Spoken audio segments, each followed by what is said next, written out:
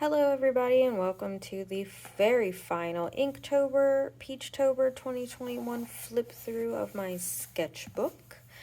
Also, happy Halloween and happy last day of October.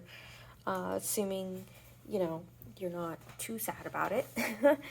Anyway, let's do this. So, the very first drawing for today is Bottle Connect. And when I thought of these two together, literally all I could think of was, when you get the tin cans and you you hook I don't actually know if it works, so this is bothering me. I was gonna go back and do this and then forgot. So I made these little jugs. They kind of look like, I don't know, apple cider jugs, although this one I made the mouth too long. Or they're like those, I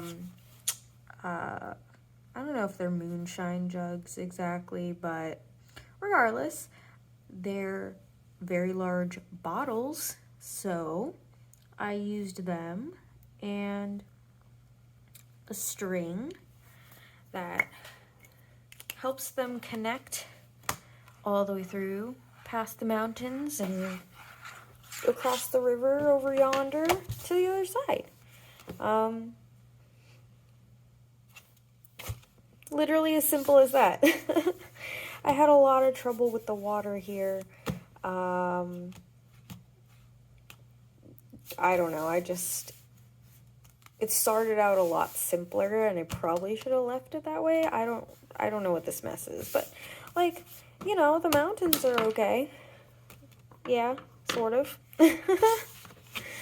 All right, the next drawing, Spade and Spark. So for this drawing, maybe I should just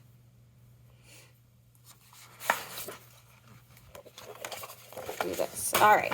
So for this drawing, not that you can see it very well because of the colors I chose, but spade, as in like a shovel thing, and spark, because, I don't know, I was thinking that maybe there was like TNT and explosives kind of underground, and then, I don't know, the spade hit like a rock and it kind of activated like flint when you make fire and was gonna explode the TNT.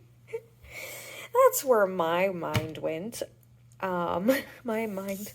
Let me know in the comments below, when you think of spade and spark, what kind of ideas do you get? Okay, so 1028 was crispy submarine. So I made a fried chicken submarine. I mean, what else do you draw? And I know I didn't draw or put the watercolor. So I'm bad at watercolor. That's kind of what I've learned through a lot of these, is that I'm just, watercolor is not really my friend. Am I gonna try more? Yeah, of course. Maybe that's what I'll use the extra pages for, but for now, bad at watercolor. But I did, manage to get the lighter top and the darker bottom, as though the fried chicken submarine is, descending into the dark abyss of the ocean. But it could look fuzzy also, I guess. I was trying to make the tail lighter, like bone colored. Don't know if that came across, but what do you think? Does this look like a fried chicken submarine? Maybe, hopefully. Okay, moving on. Last few days have my patch ladybug, which, I can't color in the lines very well. I did like this idea. I do have a lot of trouble making all the watercolor the same color. Gotta figure out that. But I my little patch ladybug. Why does the ladybug have patches on it? I don't know. Maybe it got, you know, beat up and it just needed patched up. I really like how this green came out here. I think this was my pea green, and it just, I don't know, it got a lot more vibrant. That was just one layer. This one was two, and it's still kind of bright. And this one I accidentally put the marker back before I did the second layer, which is why it's so dark. But my, because ladybugs are beetles, and it's just, guys, patched up.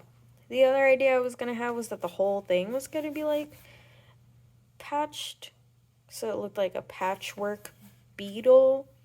But I like the idea of a ladybug that just had some, maybe some boo-boos, you know, needed some, bandages. Okay, second to last drawing. I drew a springy snake. Orange slither, like, come on, is a snake. You know, I don't know if I got this shadow right here. And ignore the trashy grass. But, like, you know, I was thinking, so I drew this, right? I actually messed the tail up, because what I did was I started drawing the one side, and then I started drawing the other, and matched it up at the wrong part, so then I just made it thicker, and then I added stripes, also to kind of cover up how some of the layers were darker than others on accident. And then I don't know if I got this kind of inner shadow right or not, but like then it just looked like a tiger snake. Like, come on, it's T-I-double-G-R, that spells snake. Right? I don't know. Okay, and now the final drawing of all of October, Inktober, Peachtober. This. Which came out a lot better in my head than it did on this, mostly because I can't draw straight lines to save my life. Like, I think this little one here is the straightest line on this whole sheet here. And this was one of the other troubles that I was having, not being able to match the gradients, and then basically just giving up, because also it was so saturated, and I just didn't want to, you know, oh, this just... Like, I knew this would kind of reactivate a little, but, like, it doesn't really help much, at all. Anyway, so, immediately, like, I wrote these down ahead of time for this week, because I don't know why I didn't think of that the whole rest of the month, but the first thing I thought of when I saw this was a cat trying to jump between buildings. And originally this was supposed to be an orange cat, and the background wasn't going to be there, but then I messed up on my line art, so I was like, you know what, this is a black cat, and then I colored in its little cape here, and I was like, it's like Bat Cat, you know, leaping across buildings in the middle of the night in a city. So, hence, the risk-taking cat was born. But, there you have it. That is the end of Inktober, Peachtober. This much of the book was enough for, like, one drawing per page, really, except for, like, I didn't use the front. I have all this extra space. Like 11 pages. I don't know if I just miscounted, but so I might, you know, practice watercolors on the rest of this paper, because I like it a lot. I was trying to check to see if that was from this, but it's not. Like, I meant the one that tells me the weight of this paper, because I don't remember, but that was exciting. That was my very first challenge like that ever, and I did have some trouble, you know, making it through sometimes, because of life or because I forgot, but I've definitely learned a lot. Like line art can totally make things a lot better. That watercolor brushes are really nice to use because you don't have to you can just, you know, keep squeezing it, water comes out, but watercolors are difficult, which is why I'm not surprised that a lot of artists I've seen, well, a lot of YouTubers, artists slash YouTubers that I pay attention to, don't really do a lot with watercolor, because it's kind of hard to get a lot of control with it. And I have learned that watercolor and alcohol markers aren't so bad, but like together, but like layering them is an issue. And acrylic and alcohol markers aren't so great to use together, but you know, it was a fun challenge and I'm happy that I did it. I probably won't do it next year, or at least not for the world, or I might like do it and then do like a flip through at the end. I don't know. We'll see how I'm feeling next year.